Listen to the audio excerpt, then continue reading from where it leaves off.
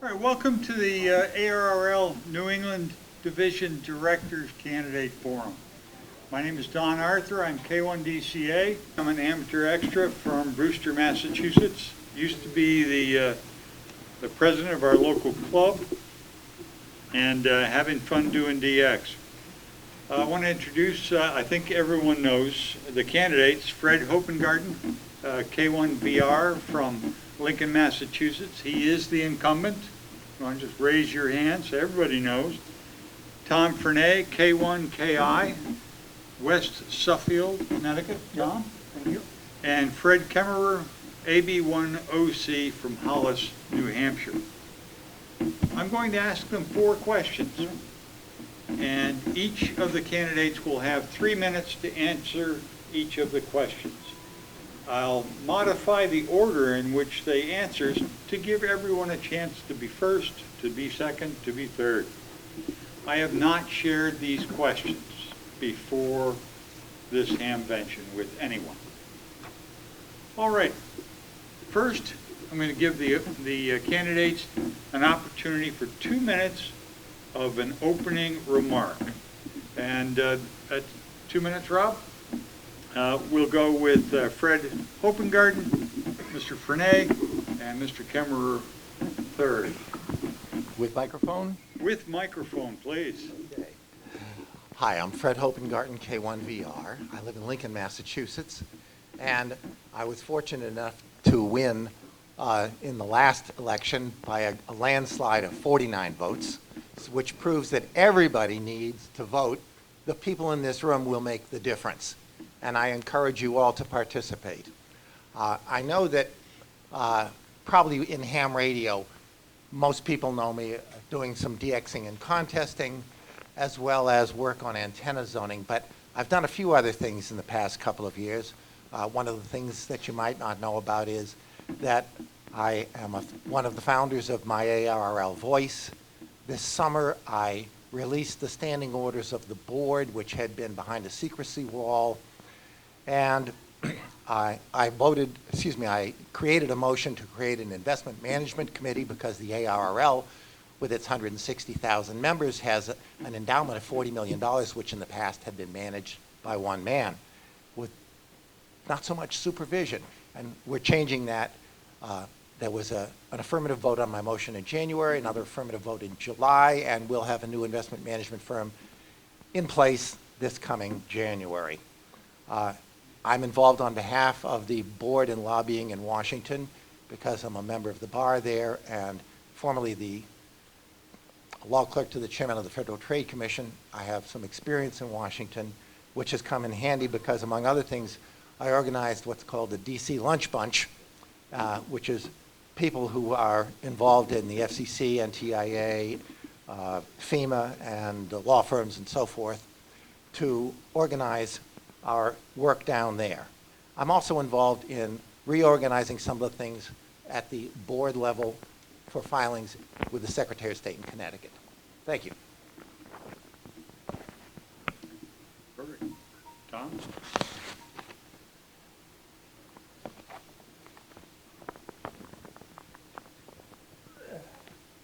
I gotta stand, and I can see you better. I'm Tom Fernay, K1KI. I live in Connecticut, right along the Mass border near Springfield, Mass. And I'm running again for director because I've not been satisfied as a member for the last 3 years or more on how the board has worked within ARRL. Unfortunately, we've gone through a number of different CEOs over the last 5 years since K1ZZ retired, and actually a couple of temporary CEOs. With the current one who started, I think, in November, I don't have I won't make a judgment on him because he's new, and I think he's doing some of the right things. It's a little hard to tell without being on the inside, but I think we've lost some of our ability to influence Congress and the FCC. FCCs and Congress are both very difficult to influence, and COVID hasn't helped. But anybody else in the communications business has not stopped their efforts. to push what they want in Washington, and I just don't think we've pushed hard enough. FCC at this point has got a long list of things requested by ARRL and others involving ham radio, and they're sitting on it. They have done very little in the last 2, 3, 4, 5 years. Some of the things on their agenda date from 2013, some of the things that involve amateur radio. We put a number of things before them over every couple of years, and they just haven't responded, and I don't think the board has focused well enough about how important it is for ARRL to have that strong relationship with Congress. So thank you. Mr. Kemmerer. Great, thank you. All right, I'm Fred Kemmerer. I live in Hollis, New Hampshire, AB10C. I believe we need a director who's willing to embrace and solve a wide range of problems. That includes things like restoring public awareness and confidence and valuing in amateur radio. These are the kinds of things that will get action in the FCC and Congress and so on, actually get bills passed that mean something. I think we need a director who's going to collaborate with all of you, listen to all of you, and try to take action on the things that you're concerned about. I've started a process with a town hall for members. Already done one of those. I hope to be doing them frequently as a director so that we can have your input and make sure we're focused on it and acting on it. I also believe that clubs, the field staff, and individual hams in New England are a big part of solving these problems. We're going to try to create and work with all of you programs to get people into amateur radio, get them active and on the air. We're going to try to work on stuff to get more public support for amateur radio so we can do some of the kinds of things that were being talked about here. And I think we need a leader who has the kind of experience to work within a board structure and within difficult problems and bring people together and get them to collaborate and solve problems. My personal background is I've been a corporate executive in a variety of roles for about 3/4 of my working life, and also served on multiple boards, including had the roles of trying to set the agenda and get people to work together to actually solve problems in an industry forum where we had all the cellular operators, all the telecom equipment operators, and those folks don't naturally collaborate on much of anything. And I've got quite a bit of experience and success in driving meaningful work and change in those environments. So with that, I'll pass it back. Thank you, Fred. Don't get too comfortable because you're first up. Okay. On the next question, the order will be Kemmerer, Frenet, and Hopengarten. And this involves membership. One of the 5 components of the League's vision statement says, and I quote, "The League supports the awareness and growth of amateur radio worldwide." However, League membership has dropped 3.5% over the last 5 years. According to the League's 2017 annual report, there are approximately 30,000 new FCC amateur licenses granted each year. Only 3,000 of those join the League.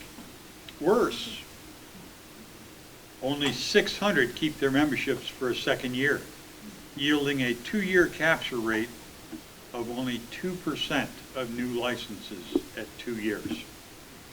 My question is, for each of you, how would you stimulate member growth, especially in young hams?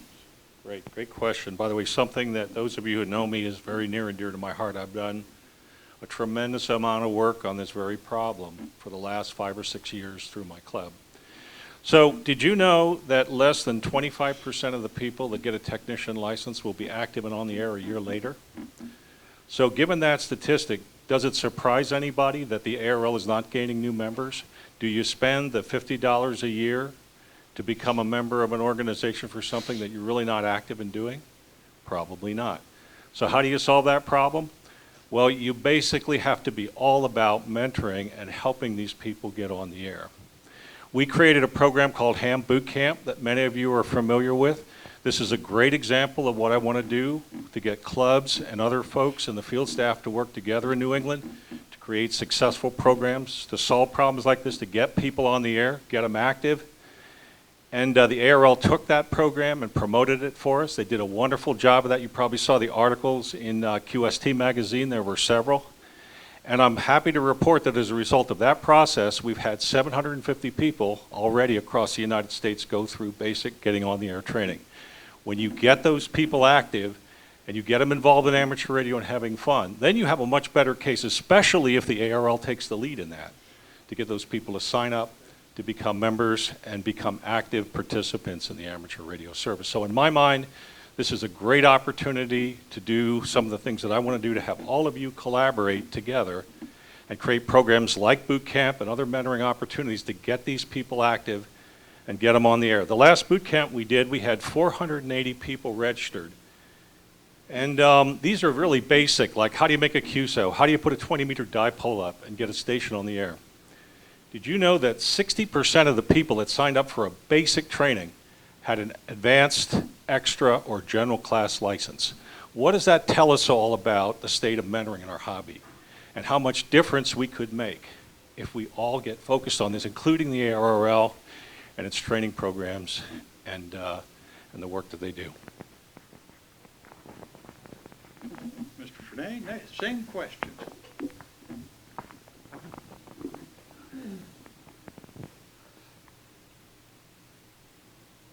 So I think part of the first thing you said was that ARRL membership has dropped 3.5% in 5 years, and I don't know that that's accurate, but I would say we raised the dues about 6 years ago, if I remember correctly, and that did have an impact, and it always has when dues goes up. The question is it starting to go back up again? And I think it is. It's not. ARRL membership has never been close to the number of hams that are actually licensed. One of the first things I did when I was a director quite a number of years ago was look at active hams and measure whether they were ARRL members or not. And there was a really good relationship between somebody actually on the air and somebody who is an ARRL member. For instance, I spent a couple of days tuning on the air on all the HF bands, modes, and some VHF bands, and just wrote down call signs. And I had maybe 3,000, 4,000 call signs, and I bounced that off the folks in Newington and said, how many of these are members? And it was about 80% of those that I heard actually on the air were league members. It was less on the VHF bands and more on the HF bands. But that taught me that getting on the air is a very important part of finding people who find value in joining ARRL. So, for instance, one of the things that I did early in my career as director was start up a program in New England called the Get on the Air program. And what we did, we matched up a list of new hams with radio clubs and worked with radio clubs to encourage them to make sure that if they didn't know the new hams in their geographic area, that they reach out to them and try to get them involved with the club.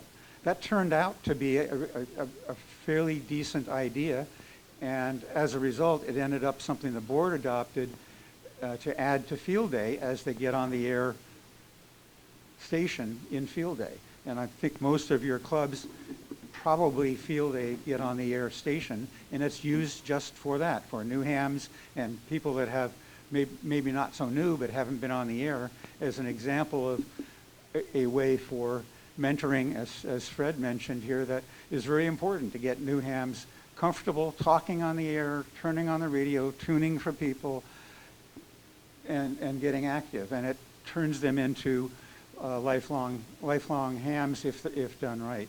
Second thing is I got involved and created the New England QSO Party, which I know a lot of you have participated in over the last 20 years. We had about 1,000 logs this last year, for example. Thank you. Okay, Mr. Hopengarten, same question. Thank you. Well, the question has to do with increasing the membership in the league, and we're doing several things at the present that have begun within the last 3 years.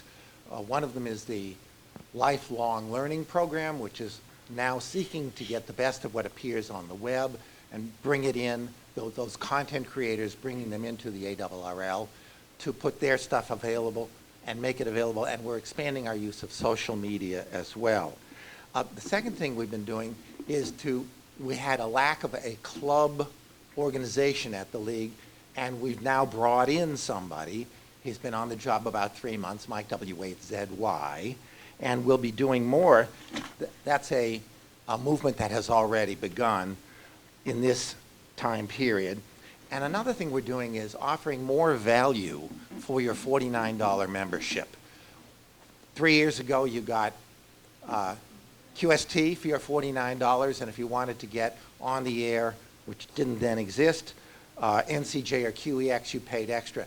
Now you get more value for your money because you will get all 4 of those for the same price, and you choose the one you'd like to see in print.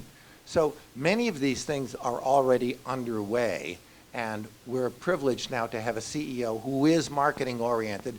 I was on the executive committee and also on the CEO search committee. I think that we've really found a good guy this time around, and I'm not so sure that previous boards did find the right guys, which is sort of exemplified in the time they stayed with us. Thank you. Tom, you'll be next, followed by Fred Hopengarten, and then Fred Kemmerer. Another 3-minute question.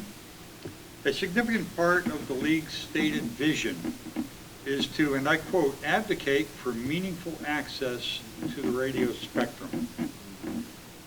How would you help enhance the League's public awareness and advocacy missions, both domestically and internationally? Okay, thanks. Tom?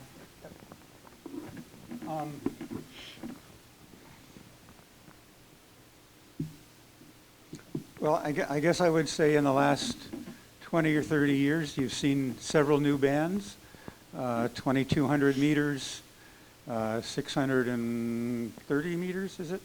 And the 30-meter band that have been added through the ARRL's cooperative work with the international community through the ARU and working at the WRC conferences. So we're on the outlook for opportunities to get new slices of spectrum that amateur radio can use. Both of those were put together after some programs for temporary access on those bands, sometimes through amateur licensing and sometimes through experimental licenses. So we need to absolutely consider continue doing that. The second side of that is protecting spectrum, not just looking out for new spectrum.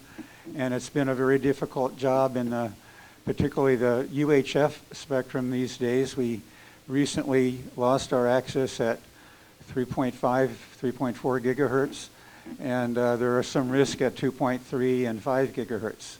And that's a difficult thing for us. There's a lot of competition for that spectrum, and that really requires us to have good relations with the FCC and with Congress to find ways that to accommodate the needs of other radio services. We've particularly been good as amateurs sharing spectrum with other users and protecting their access to it. We're secondary users to almost all of the spectrum from 2 meters and up.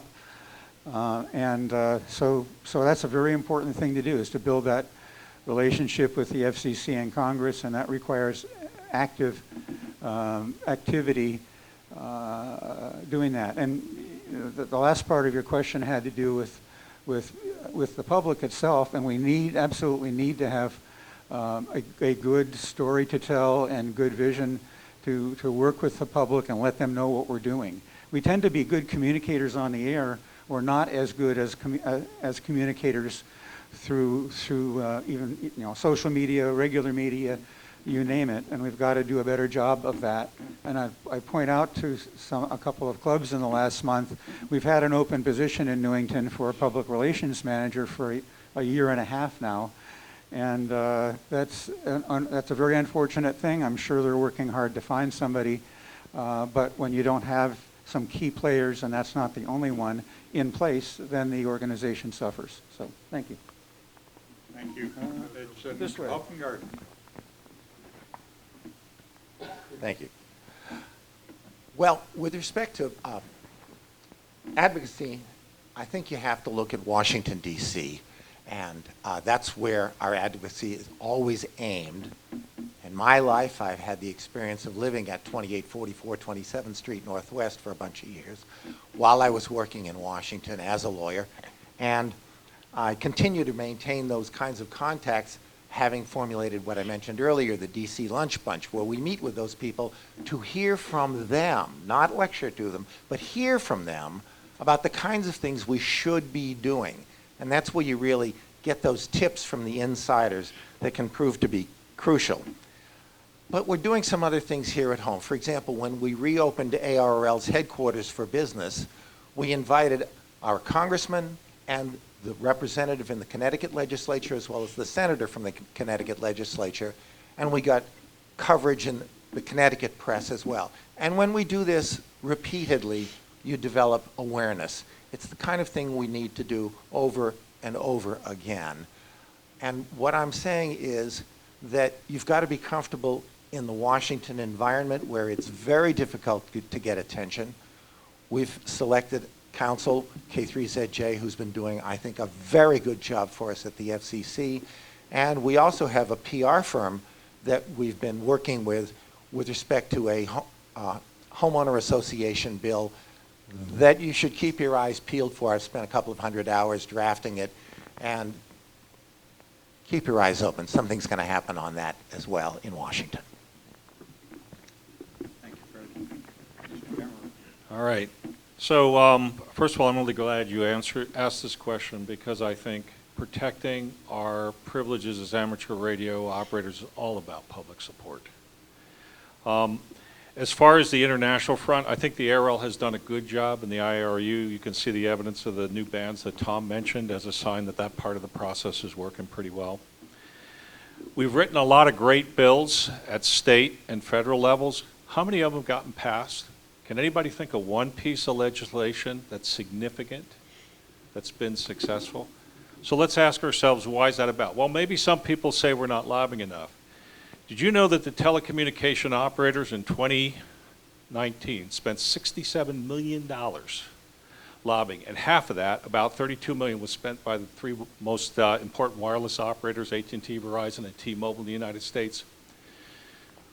The total amount of money that's available to the ARRL, if all spent on lobbying in one, would pretty much dried up in 18 months. And so the notion that we're going to lobby our way through this in Washington, D.C. simply doesn't have a chance of working. And that doesn't even account for the money that HOA organizations and others spend to put barriers in our way for the legislation. So how are we going to fix that? It's all about public support. And you know, where do you get that? How do you get the general public to become aware and support for amateur radio, like we had back in the 70s and 80s, when most people knew what amateur radio was, and they thought it was an important thing. It created learning opportunities in schools. It was an integral part of disasters and emergency preparedness for some pretty severe things that were on everybody's mind during the Cold War. So how do we do that? We got to be out in front of the public with amateur radio. Work in schools is a tremendous way to do that. You know, I've been involved in ARRS, doing ARRS contacts, and we'll typically put 300 to 500 people in a room to witness a whole bunch of school students being inspired by talking to an astronaut on the space station using amateur radio. That's how you build public support. You know, in any of the communities that I did that in, if I wanted to get 50 people to a town meeting or to a state meeting to pass HOA legislation, I guarantee you I could sign those people up. And one of the things that I want to do as director is I want to get all of you in New England, particularly clubs, focused on doing this kind of work in schools so we can build some public support, probably get some state laws passed that are actually going to make a difference, in public support and our rights as amateur radio operators. Now let me talk a little bit about the FCC and Spectrum. I spent quite a bit of time as a member of something called the FCC Technical Advisory Committee. That was a group of industry experts, including mobile people, that advised the FCC on public policy.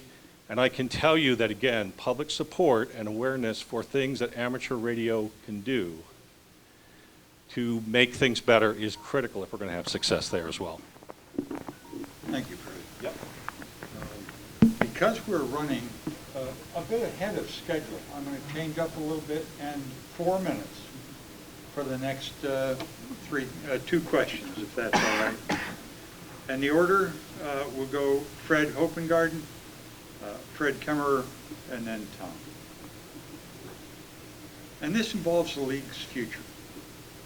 So you have just been transported to the year 2050. Please describe to us the amateur radio community that you see and the role of the league in that future. What steps would you think the league needs to have taken to get to that 2050? And I have a couple of specifics. One, what improvements might be needed to the league's executive structure? Second, what improvements might be needed to the league's field organization, outreach to members? All right, so Mr. Hopengarten first.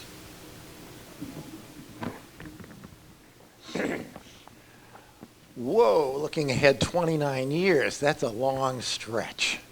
But there are some things that can be said. The amateur radio community has been changing. When most of the people in this audience joined our community, they were probably teenagers interested in going into a technical career. I suspect that that's true of those of us at this desk. I first was licensed at age 10. That's not true today if you want to look at the large numbers. Our entering amateurs are now in their 30s, more generally, and they're already generally in a technical career. So if I want to follow that out, do I see the future of amateur radio as 10-year-olds? While 30 years out is very difficult to predict, I personally don't see the future as 10-year-olds. I see it as more of an adult public service. Our entering radio hams today are more and more interested in emergency communications and public service. It seems like everybody wants to wear that yellow vest. And this is a great thing. And we're not taking as much advantage of it as we could going out forward, because I think we've got this war going on between Aries and Racies, and we're disorganized at it. It needs a really good hard look, and we need to be organized to create a unified opportunity for hams to do what they want to do. And it's very hard for the public service and emergency communications parts of our hobby, which are the fastest growing, to be manned by guys like I was at age 10, when you've got to say, "Mom, can you drive me to the race?" The other thing I wanted to say about this was that we are, in fact, changing the field organization as we speak. I mentioned we just brought on a guy to work with the field organization. He's very competent, and we'll be giving him marching orders during this next term that will change the face of our operations at the club and local level. And we can, in fact, organize this better than we have in the past by using the power of our internet presence, which was something that we didn't have available to us 5 and 10 years ago. What will the internet be like 30 years from now? I'm just not going to be able to give you a good answer to that. But in any event, I do see us organizing around new and different themes, and it's not going to be your grandfather's radio. Thank you, Fred. Next up is Fred. The other Fred. Okay, great. All right, so let's think about 2050 and what this looks like. First of all, sadly, a lot of us will no longer be in the amateur radio service at that point in time. So it's critical that we have bring a next generation along, okay? I agree that probably the sweet spot for that will be in the 30 to 40 years old range at that time, which means those people are in high school right now, okay? So let's take a look at what that population looks like. It's very diverse. It's heavily centered toward women, much more so than white males, okay? It's geared toward finding out about what I'm interested in and what I want to do on social media and the web, okay? And it's about being involved in public service. More than anything else, I see that strong desire of young people in that age range to want to make a difference for the general good of people. So what does that mean about the ARRL structure and the field staff? Well, first of all, we need top-notch people in public relations, specifically in internet and social media. We need to have training mechanisms in place so that all of you can learn how to use those tools now and begin recruiting that next generation. It's something that the group of folks that I work with in my local club have done very, very well. And as a result of that work, our membership has grown by a factor of 4 in 5 years. So I know how to do that. And I'd like to see the ARRL provide training courses for clubs and groups of people to help us all get much better at that. The other thing we have to do is we have to focus on having a leadership community that's diverse and represents what those people look like. And if you want to see what that looks like, go to a high school graduation and look around.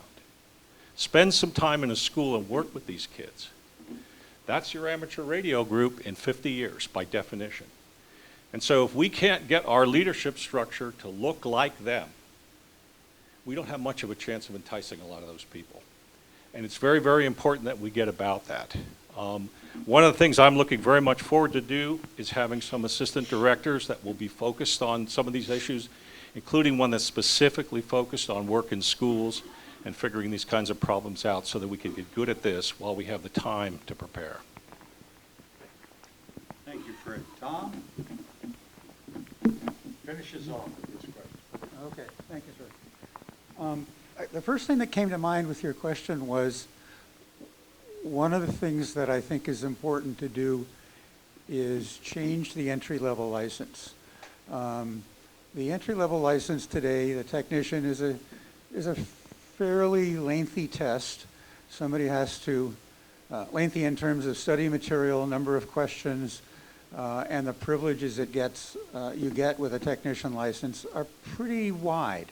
Being able to run 1,500 watts on 2 meters is a lot for a beginner to handle, I would say. I think many of us in the room originally got licensed as a novice radio operator with 75 watts or 100 watts or whatever it was at the time you got licensed. But you didn't get very much for that. You got a little taste of some HF bands. In my case, I could actually operate on 2 meters as a novice in the 60s. So having a taste of amateur radio, I think, is really important in order to get people both interested to try something out, not just talk about it in theory and have to go through 10 weeks of a training class. So entry-level license is one place that I would say we need to focus on. I don't think that entry level, the average new ham is in the 30s these days. I think it's more like the middle to late 40s. It's kind of, I want to say it's kind of scary, but the reality is, I know when I was 30, I thought I was an average age ham, and I probably was. And now I'm 70, and I'm probably pretty close to the average age ham, or certainly the average ARRL member. That's definitely not a good sign. We're definitely aging, and there's great things happening, like Fred has mentioned with the Nashua Club, at getting youngsters involved. But high school is not the same, and grade school is not the same as it was 30 years ago. There's so many other things for kids to do, and so many more pressures on them to do things, that ham radio is not quite the same thing it was 30 or 40 years ago. Somebody talked about MCOM and public service. I think that's absolutely right, currently today, that's a very important focus for people getting interested enough to find out about ham radio. I don't know if in 2050, when I'm 100, that'll be the case. MCOM has changed a lot in 20 years. Interesting day to talk about that. But amateur radio has a lot of, I guess I'd say it the other way around. A lot of money has been spent on MCOM by governments in the last 20 years. But there's still a big issue. The big issue is that if there's a real serious emergency, there's never enough police and fire and EMS personnel to deal with the disaster part of it. And they just don't have the resources to deal with some of the communication and the logistics that happen behind the scenes, which means for ham radio it's a perfect match.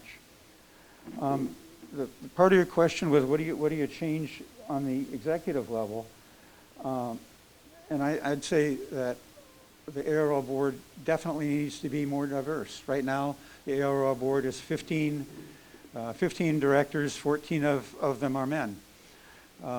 And that hasn't, that's been basically the same for quite a number of years. So that's something that will change as the people change that come into ham radio. But there's going to be a lag. So thank you. All right, thank you very much. The final question, also for 4 minutes. We'll start with Mr. Kemmerer, Tom, and then Mr. Fred too. I guess that's Fred also.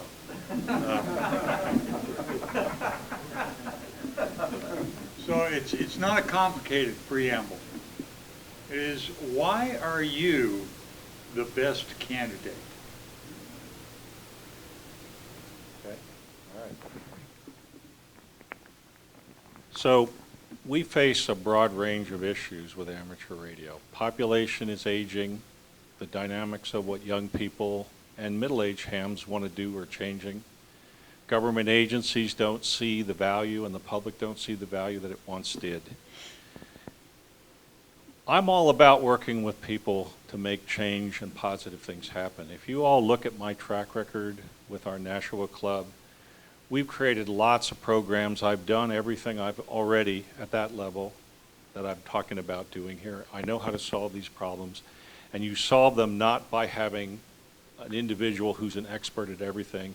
You solve them by working with people, motivating people to help and get focused on the right things. For all of the wonderful things that the folks in Newington do, there's not enough of them that they can solve these problems for us. We have to solve them. And what Newington needs to do, and in my feeling as director, what I need to do, is work both sides of the equation at the same time. We need to work inside the ARRL to get the ARRL to do the kinds of things we've been talking about here, to do a better job of public awareness, to help provide training materials for us to modernize the hobby. But at the same time, we have to also work with all of you and make you part of the solution.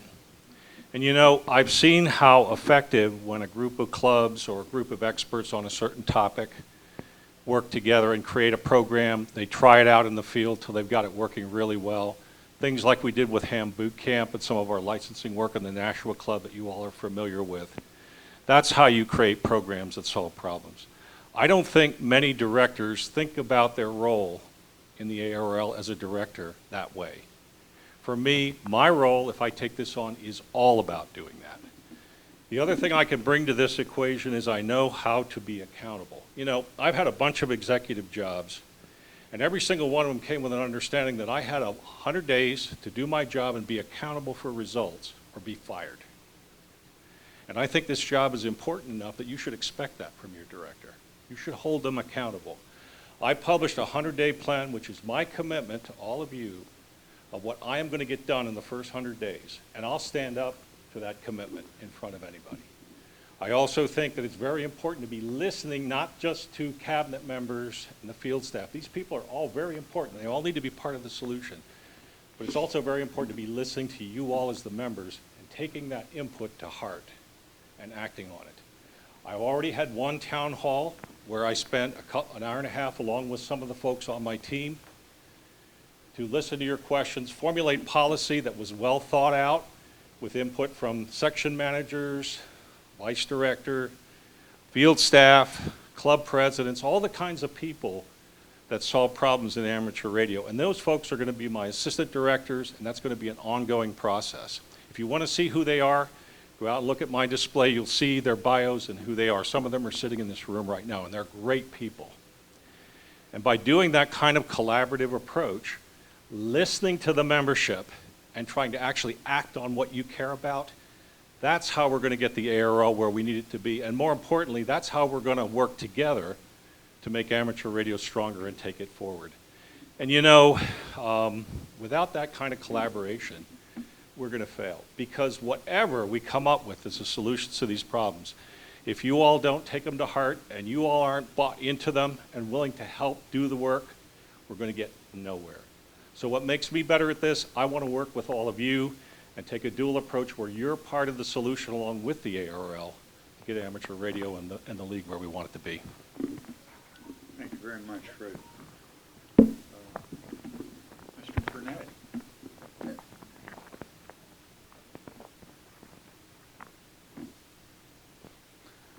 I was thinking that the short question deserved a short answer. And I guess I would say, I'm not going to be short, but my first answer is experience is the reason I'm the best candidate. I've served in managerial roles during my career, working in information technology. I served as mayor of my town. I've worked on boards and commissions both in my town and on the ARRL board, and I know how ARRL works. I worked at ARRL for 4 years. I was a director for 20, 30 years, and I know how the organization works. I know the people. I know the history, and I know how to solve problems. And I know what the organization can and can't do. One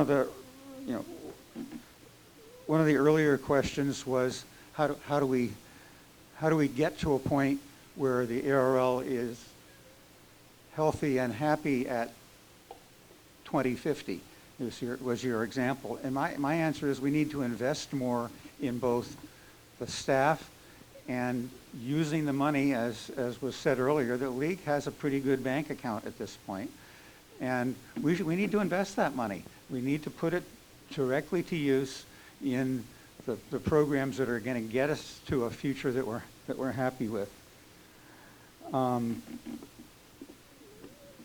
The focus of the board has to be on running the organization and not managing the details of the organization. The board has to trust the CEO to run Newington and do the detail work day to day, work with the individual departments.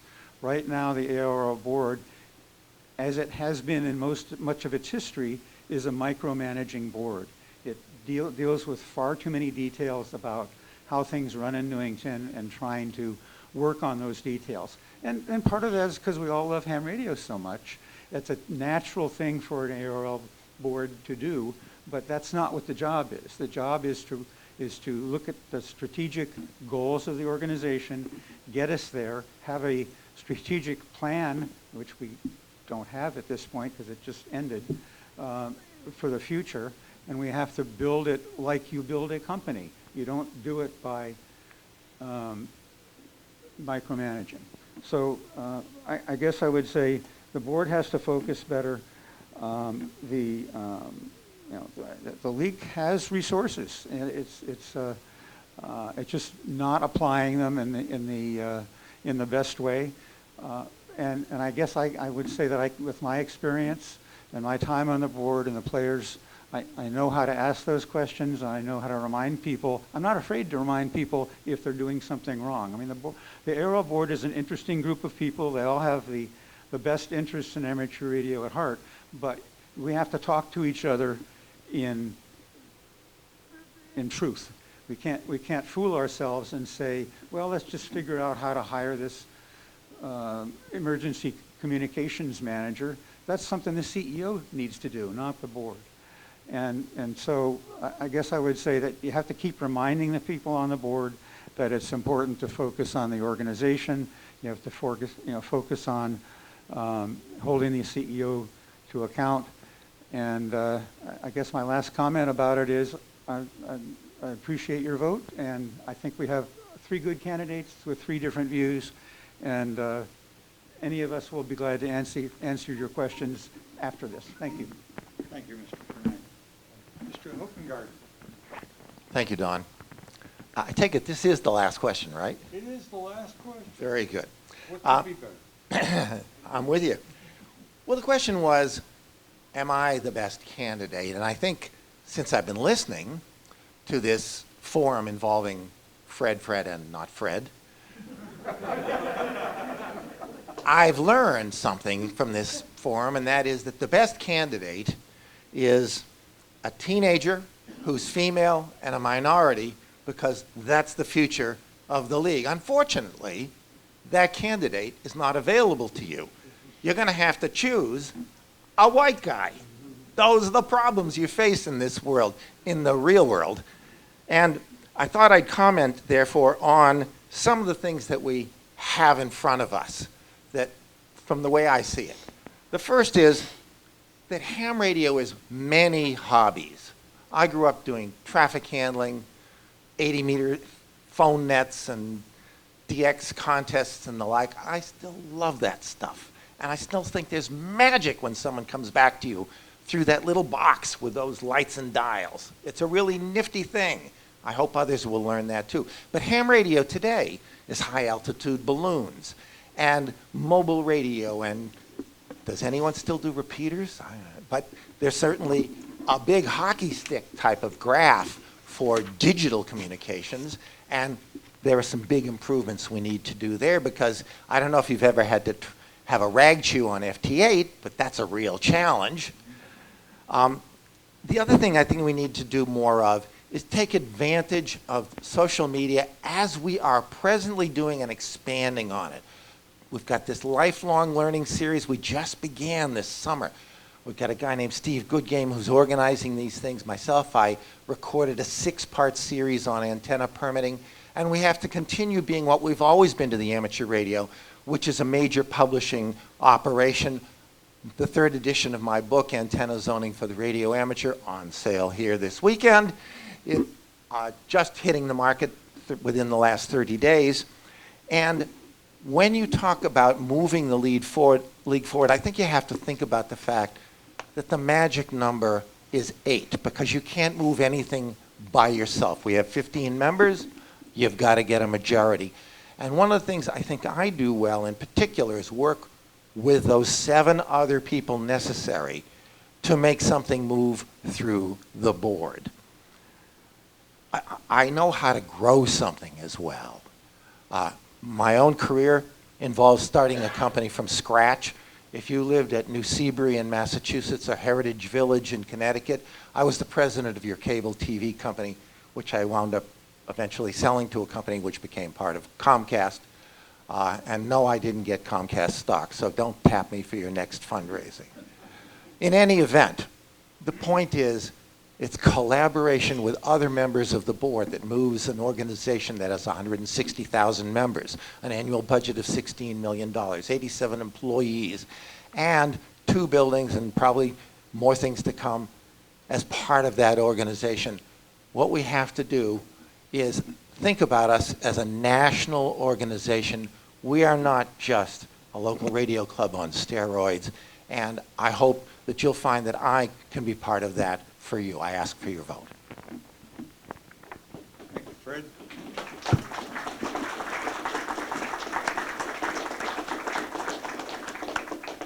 And thank you to all of the candidates for making this what I think is an excellent forum. Thank you to the moderator, the handsome and eloquent moderator.